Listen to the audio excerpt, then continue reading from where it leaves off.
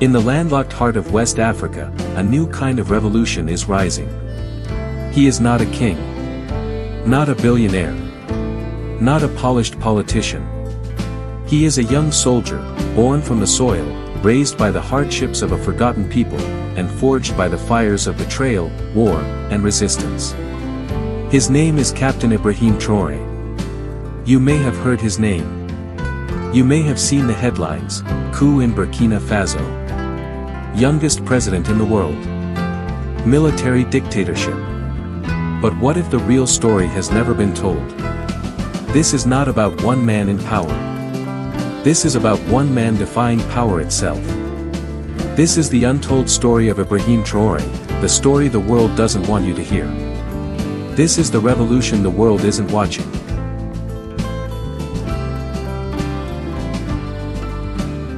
Ibrahim Traoré was born in 1988 in the small town of Bondagui, in the Bouclé du Mouhoun region of Burkina Faso.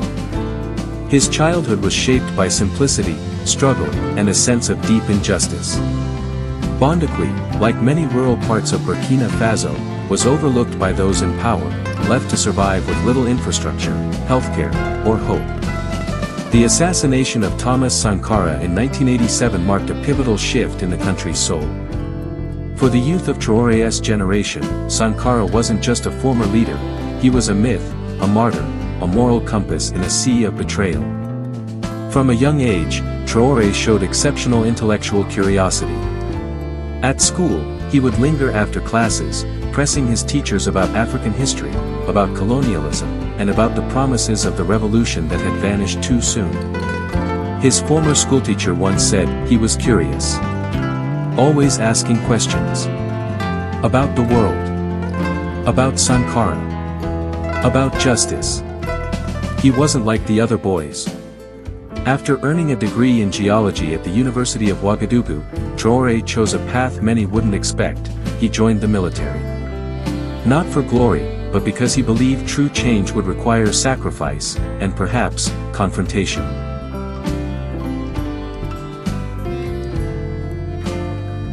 In the army, Traoré proved to be more than a disciplined officer. He was a soldier with a conscience, one who could not ignore injustice, even within the ranks.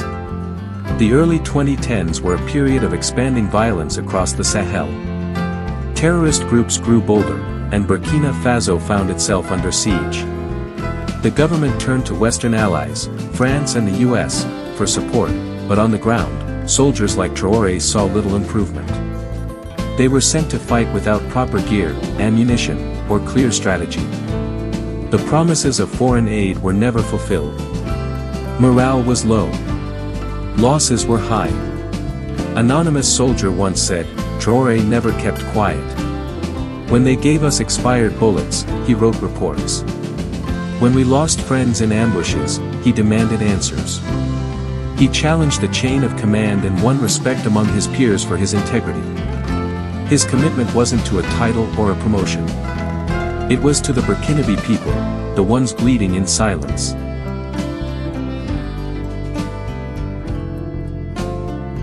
By 2022, public frustration reached a breaking point. Under President Damiba, the country's security worsened. Whole provinces were controlled by militants.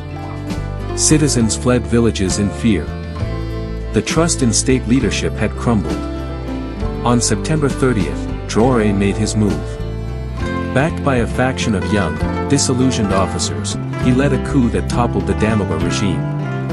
At just 34 years old, he became the world's youngest head of state, but more importantly, a symbol of hope for millions. The security situation is deteriorating. We have taken our responsibility before the people. While international media rang alarm bells, within Burkina Faso, many celebrated. They didn't see a tyrant. They saw a warrior. He entered the palace not as a conqueror, but as a caretaker, one who promised not political reforms first, but a moral one, dignity.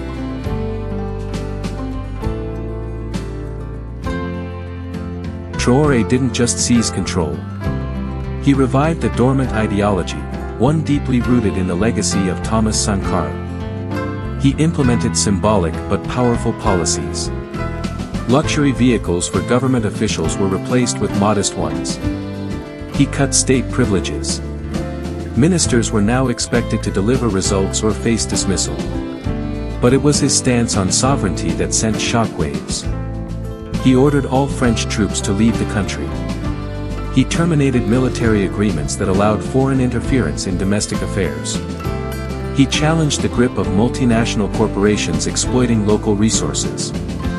He prioritized local agriculture, industrialization, and youth engagement, ideas lifted directly from Sankara's unfinished blueprint. Traoré's message was clear: Burkina Faso would no longer be ruled by outsiders.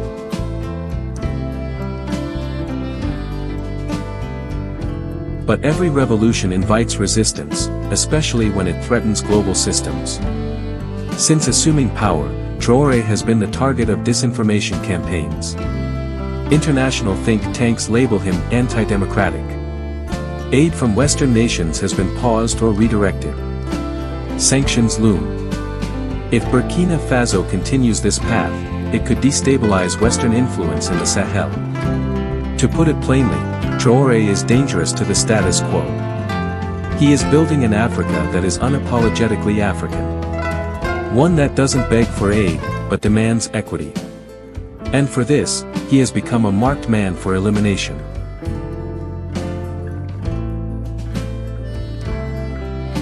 Traoré's leadership style is deeply personal. He doesn't rule from a marble palace. He walks barefoot through refugee camps. He sleeps in the same barracks as his soldiers. He launched the VDP, Volunteers for the Defense of the Homeland, a national mobilization program where civilians are trained and equipped to defend their own communities. He personally inspects school construction sites, meets with traditional leaders, and publicly challenges corruption. He speaks directly to the people, in their languages, on their terms. A citizen once said, "We feel protected. For the first time, we have a president who is one of us." It's not just about strategy. It's about presence. And Traoré is present.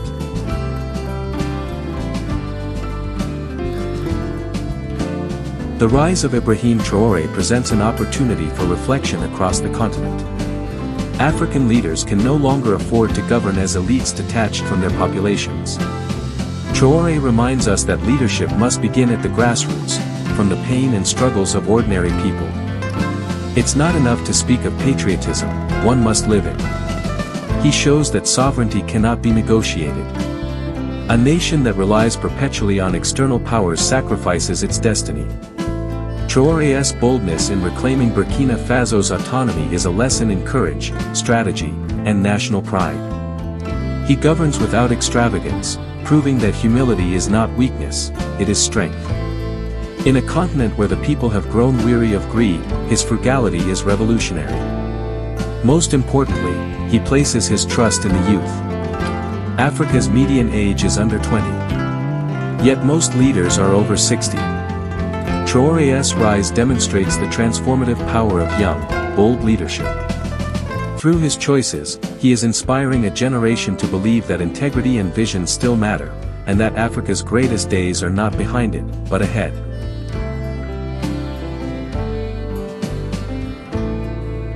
The road ahead for Ibrahim Traoré is uncertain.